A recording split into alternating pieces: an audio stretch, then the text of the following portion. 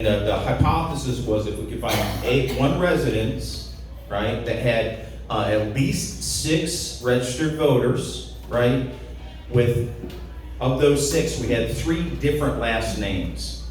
It's possible, right, but maybe unlikely. And we targeted those homes. We block-walked those homes. We hit, I don't know, I think close to 2,300 homes, 2,500, that represented about 10,000 voters. And we learned from the people we talked to, and we knocked on that door, hey, George or Howard, of this list of 8 people, can you tell me if they live here? Are they registered voters here? He would report back only 2. So of 10,000, well, not 10,000, 10,000 voters where we got a response, because it's all volunteer. We were volunteers, the doors were volunteer, 50%. So of 10,000 people we covered in the homes that answered, 5,000 of them were not registered, lived at that residence. We filed a report. The election administrator did nothing. We sent the complaint to the Texas Secretary of State. They deferred till after the election. Eventually I got a report back from Keith Ingram, basically saying, look, we think when you filed, because by law, when they receive a challenge, anyone in here can do a challenge, and maybe one of our upcoming meetings, I'll teach everyone in here how to do this. It's very, very easy. If you know your street, know your neighborhood, just know people, every one of us, by law, you can do this. If you have personal knowledge, right, that someone does not live at this address, and you can easily look this up in Harris County, if they don't live there, you can challenge that resident. And it goes through a process. Once the EA receives that, the EA is supposed to, by law, they shall, it's not like do it if you want to, you shall send an address confirmation to the address on file for that voter. If it gets returned in mail and deliverable, they automatically get moved in suspense. I'd love to see them just removed from the voter roll, but they go on suspense. So anyway, I've resubmitted that. Because what we learned, so we had 5,000 people that we knew were registered to vote at homes that they don't live in, right? In the 2022 election, about 600 of them voted in the election. Right, and when they voted, they should have been asked the question, if you guys are clerks and stuff, do you still live at this address? They should have said no. Now the clerk's not going to know if they're lying or not, but if they were honest, they should have said no, and they would have been required to fill out a statement of residence, and therefore their address would have changed. So I just recently, in the last 30 days, I compared those 5,000 challenged voters, 4,600 of them had the same address. So I've resubmitted.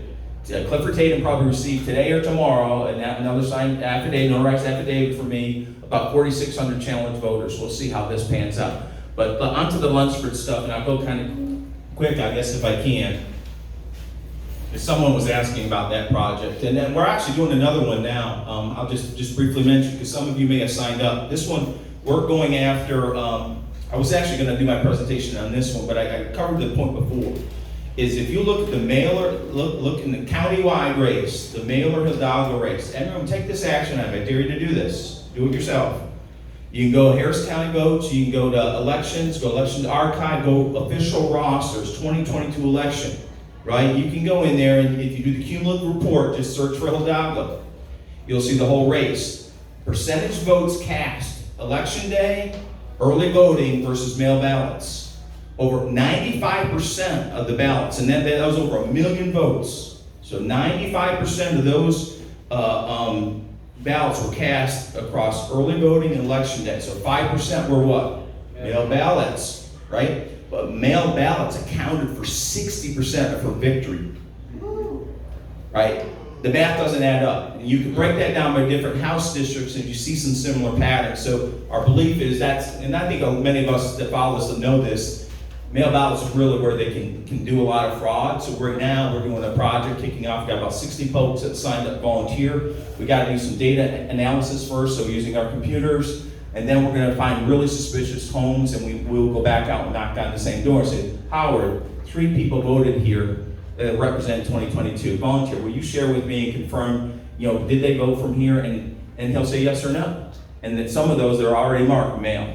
So we're going to use this to kind of detect whether or not mail ballots have truly been fraud. What's interesting is that I recently to kick off this project, I took all the precincts in Harris County, take total mail ballots cast, divided by total ballots cast, right? So So that gives me a percentage of mail ballots cast in that precinct. Then I did an average. Average is about 6% per precinct. Some of the precincts are as high as 30%. But if you take those precincts, if you take those precincts and you plot them on a map, where are all the precincts where fraud's occurring? Right? They're all in Democrat precincts. Right? And it's staggering. So again, the people that are signing up for this project live out here where we do, where there probably could be some fraud, but it's not, it's not like 3 or 4 standard deviations, right? I mean, it's way out there. So anyway, on to the Lunsford case. So I'm going to cover the project and then the process. So here's the Lunsford case again. This is what you can find in your cumulative report. So she lost by 2,700 votes, and you can see total provisional ballots cast. These are just the totals up here. So you can see provisional early, provisional election day. So you got to get some of the totals there. And her counsel's Andy Taylor, who's got a pretty good, track record of trying cases around elections. Provisional ballots for how many clerks, judges, and stuff we have in here. People worked elections. Raise your hand. So most people don't. So most of your neighbors don't know this stuff too. So I'm going to just a brief tutorial on provisional ballots. So to cast a provisional ballot, you don't have a valid ID, or you're not found in the voter roll. But it's really a mechanism for the judge to maybe not piss off someone that's really, someone that's, there to irritate you, right? It gives you a way out. You can cast it. Now, so you, as a judge, you can make, a discretion, make a decision on it. Because the concern, I think most judges, certainly conservatives, would be is that, look, they're not on the voter roll, don't have an ID, don't have a writ. There's no chance this person's gonna, get a vote cast. So you could do the ballot just to appease them, and you're gonna have to tell them they gotta go down to, Harris County, the EA, and cure this ballot, and they're probably not gonna pass. But once it's out of your hands, you don't know if it'll be passed or not. So all of us have those concerns. But anyway, that's what this ballot process is for. And so there's really 5 sections in it. The top section, the first one here, you can kind of see, in the top part of that section, that the voter fills this out. Next is you've got the election judge fills this section out. They got to sign it, they date it, they do some reason codes. We'll talk about that in a second. The mail ballot. So if one of those reasons codes is, hey, Howard, you requested a mail ballot. We sent a mail ballot to your home. You showed up on election day. You didn't bring your mail ballot. So did he cast his mail ballot? He wants to vote person 2. We don't know. So this is an additional check on the reason code. We can let you vote, but we're going to check to make sure you didn't also send in your mail ballot. So that's what this little check is here for. You got the voter registrar right over here. They got another, so it's in the kind of the bottom to the right. Again, some reason codes and stuff, and we'll explain some of this. And then at the final bottom right corner, you got the ballot board judge makes a decision. I'm going to accept or I'm going to reject this ballot. So anyway, that's what the ballot looks like. Results. This was filed. This you can also file out. So this is a report that Clifford Tatum filed after the election. Sort of details all the, well, I won't say shenanigans. He's not going to say shenanigans, but in it, there's some interesting numbers in here. So you're going to see this number here: total provisional ballots counted. Right. You're going to see election day, early voting provisionals. You see a total here accepted and a total rejected. All right. And then now you got total ballots here. And then down here, there's a little footnote because what they're claiming is 205 of those provisional ballots didn't have a ballot in it.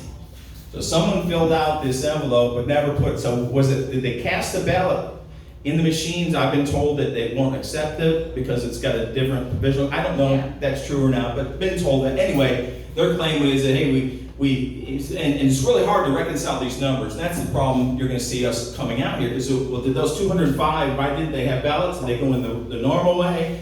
Are they part of your accepted count here? Right? Because it is, right? That's what they're saying here. This footnote number 2 actually, is it 2? I can't remember. I can't read that footnote right now. I thought it was 2, but basically of this number, 205 of them didn't have a ballot. Well, how could it be accepted? You think it'd be rejected if it couldn't find a ballot, right? That would make sense. Anyway, let's keep going. So here's the overview, right?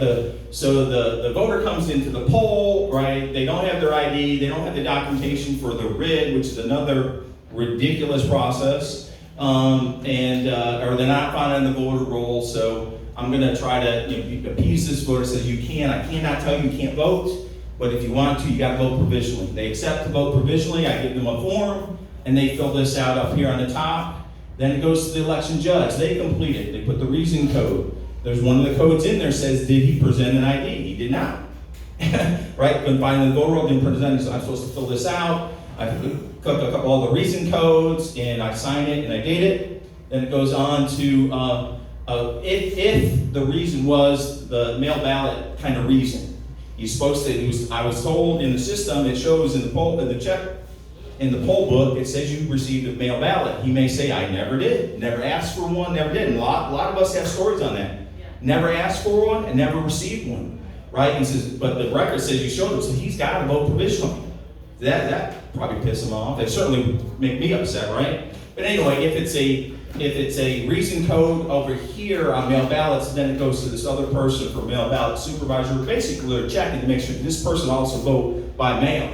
Because he says he didn't ask for one, we sent him one, he said he didn't get it. Did this ballot get cast or not, right? Voter register. So now over here, in some cases, based on the reason codes over here in this exchange, right over here, that voter might have to show up again to cure that vote. And it's kind of based on the reason codes, they may not have to. So the registrar does their work to see, hey, is this a real person or not? They'll make a decision as well.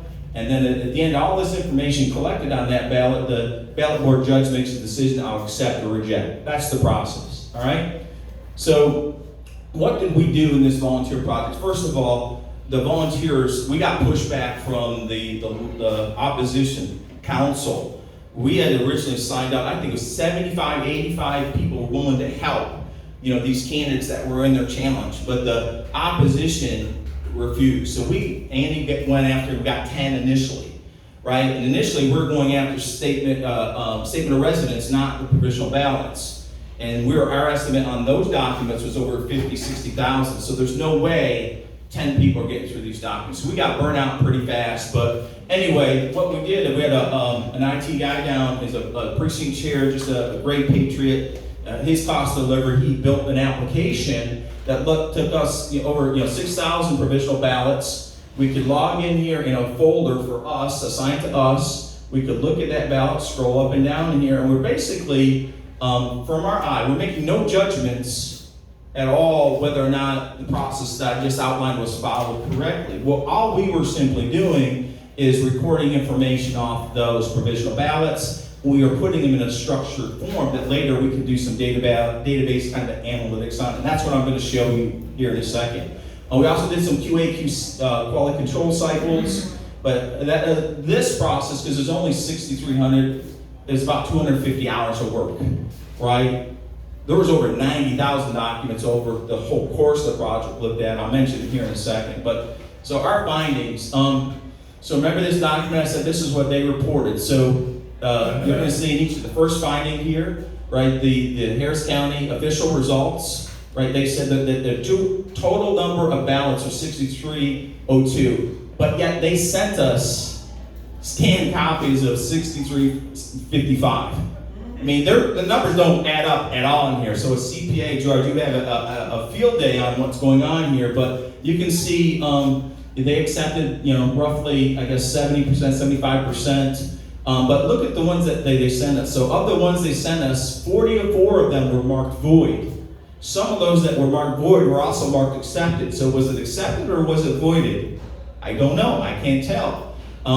And of the 300, they gave us, so each one of the affidavits at the bottom right, they were stamped with a unique ID. Well, it turns out they weren't all unique. Some of them, they scanned the same provisional ballot more than once. We had 71 of those. So basically, we ended up having 6,275 that we could kind of do some deeper analysis on. Finding number 2, all right? This is what they accepted, right? This is what they rejected. But look at this. We found one provisional ballot. We were pretty close, actually, but one of them, it was marked both accept and reject. How do we know? Was it accepted or rejected? It was marked both. And there were 6 that had neither accept or rejected. Again, this is the final judge that makes the decision. All the information on this ballot will accept it, reject it. 6 of them. So not a big finding here, but again, their numbers, they don't reconcile.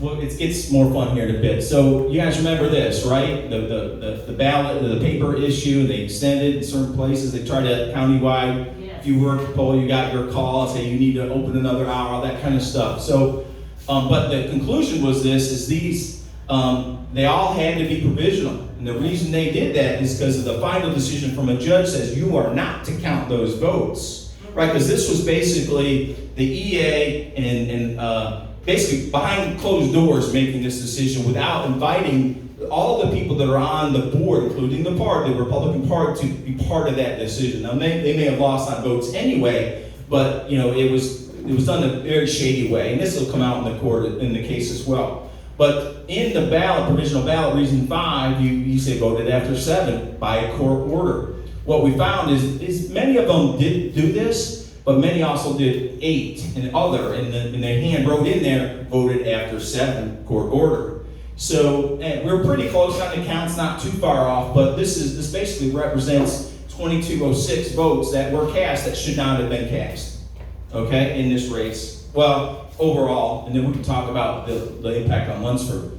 Here's one. This is one that I'm most upset about. Look at this, right? Remember, so this is the judge section of that provisional ballot, and there's a yes or no. It basically says, did you get a valid ID or a valid reasonable independent for not having an ID? And they are yes or no. Look at this. They accepted this many, right? 2,400 of this. Right, neither the judge did not say yes or no. So how does the voter registrar know if an ID was ever shown? And if it's not checked, you darn be sure that voter shows up to cure the vote, they ask for ID, which is interesting because we looked at that too. Right? Another thing, so both yes and no were specified by the judge. So which is it? Was an ID shown or not? And then you got get this, 37 times that was marked no. I showed no ID.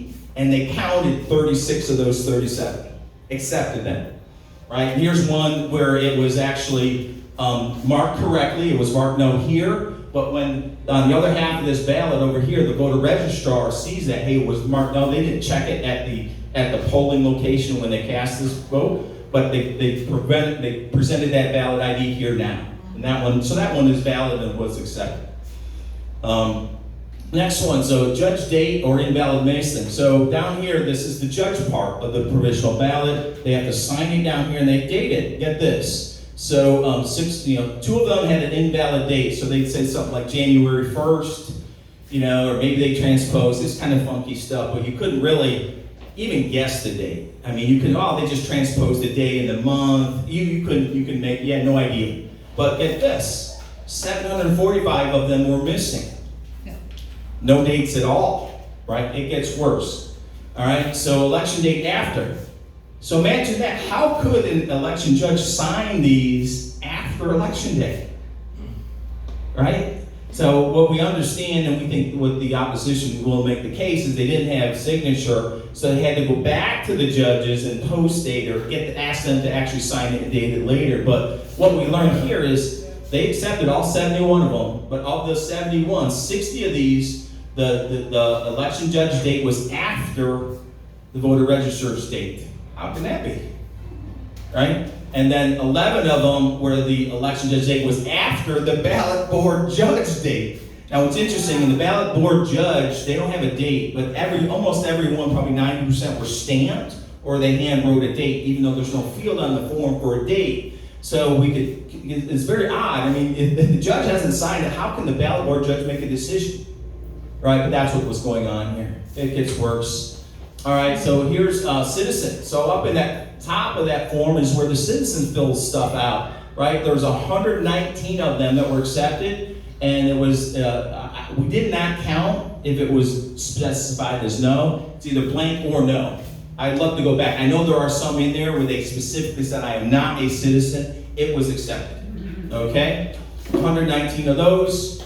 And then no residential address. And so not a huge number here, but so up here, by law, your residential, where you lay your head on a pillow, is your voter registration address, okay? And that's the first question they ask, residential address. And then they've got a mailing address. For most people, these are the same, but in some cases it's not. So, but what we did find is some voters, a few of them, and 13 of them actually, I don't know why they would skip this one, but they wrote their address here, at the mailing address rather than the residential address. So the truth is, but still, you got the difference here is what 33 of them, no address, except. All right, we'll keep going. So of the ballots, 43 of the addresses they put them were outside Harris County, except. And I'm not saying, I'm not an expert on the law. This is just what the data is telling us. It's up to Andy to make his argument on this data, because maybe it is legit. Maybe I've moved to another county. I mean, you really can't. Within the county, I mean, I don't know how they would justify what I'm sharing with you guys, but maybe they have an argument for it. Here's the one, is the judge didn't sign it. No signature from the judge, 22 of them. No election judge signed it. It's just shocking to me. Again, lower number, but still, how can they accept that? And here's one where the ballot board judge signature, 15 of those. The person that is ultimately responsible for making a decision, accept or reject the ballot, no signature. And they accepted 15 of those. This might be my last one on the finding, and 6 of them had no voter signature. So someone filled this out, and they didn't even sign it. Is that mine? It might be a phone disturbance or something there. So here's the summary findings, right? So these are the same numbers I shared earlier. This is reported by Clifford Tatum, right? So 72% of them, right? Here's what was that we got scanned and delivered. Actually, I should probably change this title, but based on ours, we believe 82% of them should have been rejected, right? So basically, they rejected 17.6, whatever. We say they should have rejected 51. We're not even saying, of this what's left. I think if we did further analysis, we're probably going to find problems there too. So it's almost reversed. But anyway, the Lunsford lost by 2,700. The additional ballots, the difference between what we say they should have accepted, right? This total here, 1151, which takes away all those that we just talked about before. Many of these had multiple errors in the same one, so I can't count those twice. So what you see in the math over here is we started with the buckets that had the highest ones and went down. So there were several more, I think it was 46 total that had address problems, right? But many of them, 43 of them, were eliminated because they had a previous error. So this is just removing duplicates. So we're saying that the most that were valid, the maximum possible could have been is 1151, right, which would have been accepted. The difference between this one and this one is 3387. Easily the margin of that race alone. Now, we've got probably 12, 15 other data kind of things like this in this case.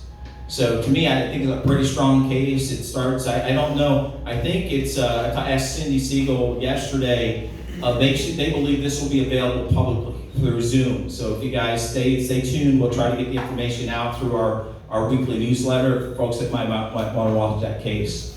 But anyway, any questions or, go ahead.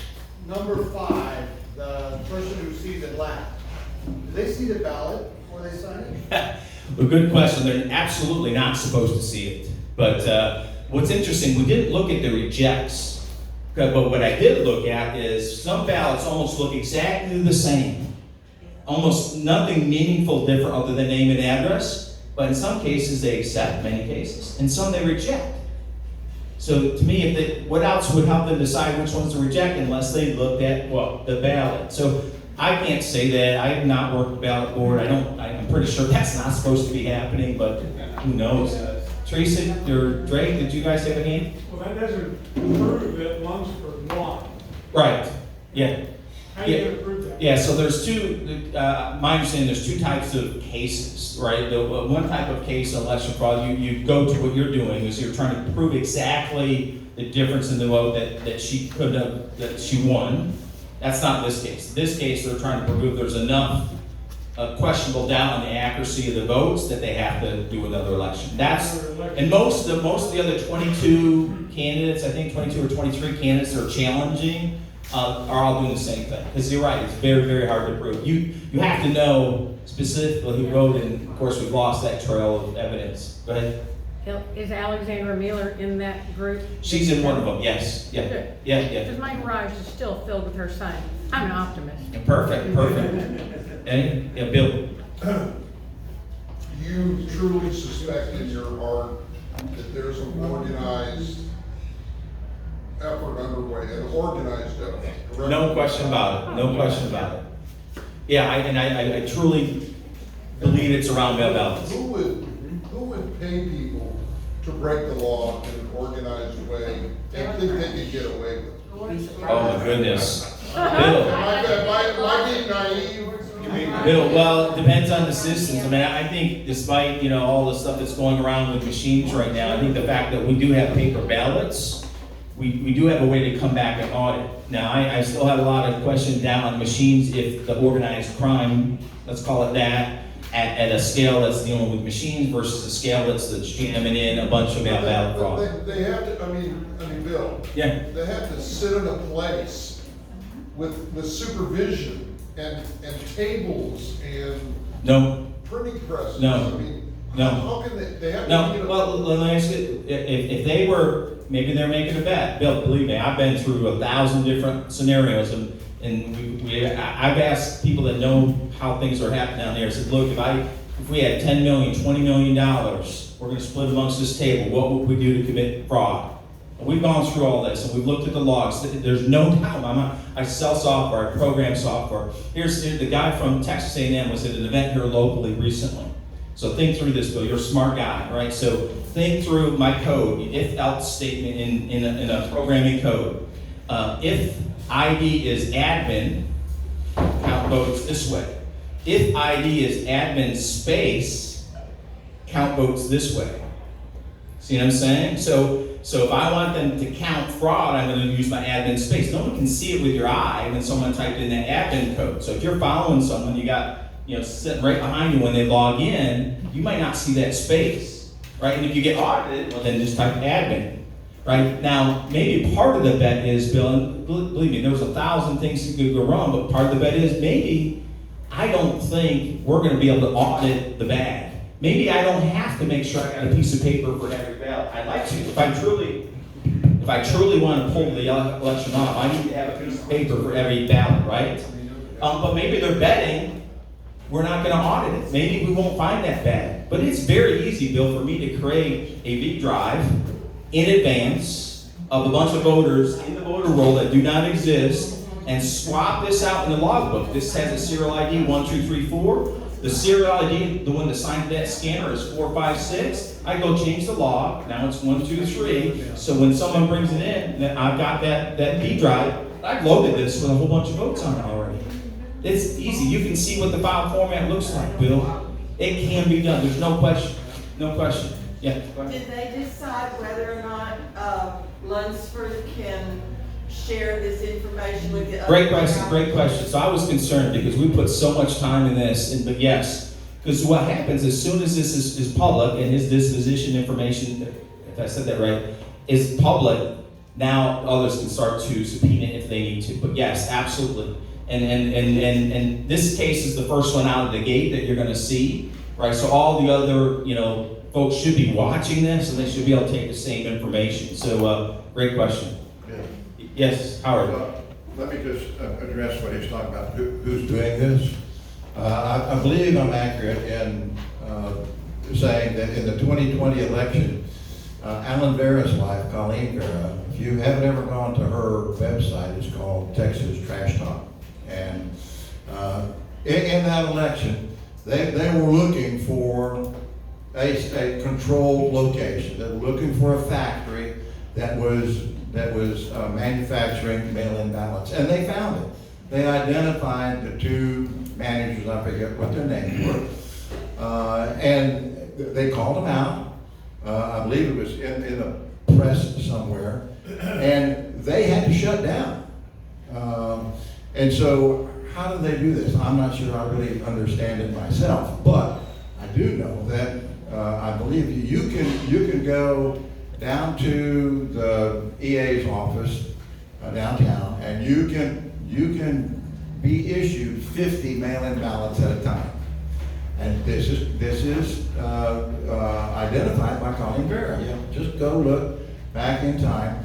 And two of the very first person that got those 50 ballots in 2020, I'm pretty sure it was, and one of the others, just in the first 10 or 20, were known forgers, convicted forgers. So what does that tell you? They're getting these mail-in ballots and taking them to a factory and forging them and processing them. So, yeah, is it happening in enough, did it happen enough times in 2020 for 218,000 votes, the difference between Joe Biden and Donald Trump? I don't know, I can't say that, but is it happening? Is it controlled? And those two people were known employees of Sheila Jackson Lee, and I think also Ronnie Ellis. Yeah, I'd be curious, Bill, and I know you're smart, but do this analysis for me. Go look at that mailer race, because I can't for the life of me explain how can 95 ballots for that race countywide come in election day and early voting, 95%, and it accounted for maybe 30%, maybe I think it's actually lower than that, maybe 20% of the difference between Mailer and Hidalgo. 5% of the votes of the whole race come in through mail ballots, but it counts for over, I think, over 70% of her victory. I can see some difference there, Bill, maybe, whatever, 10%, 13, 12, but dude, I mean, I can't explain that. Right? And so I'd be curious, you look at the data yourself and come back with a thought on it. You had a question here? Actually, not a question. I was just gonna say, right, if anybody has any, questions about how this happens and stuff, there was a movie that came out called 2000 Mules. Yeah. By Nestor Souza, right? And it walks through kind of what's happening and who's doing it. I mean, it's. Yeah, but that was largely in states that allow the mail ballot harvesting. It's illegal in our state, but yeah, so that's what a lot of was there. But you start to understand the scope of what these guys would go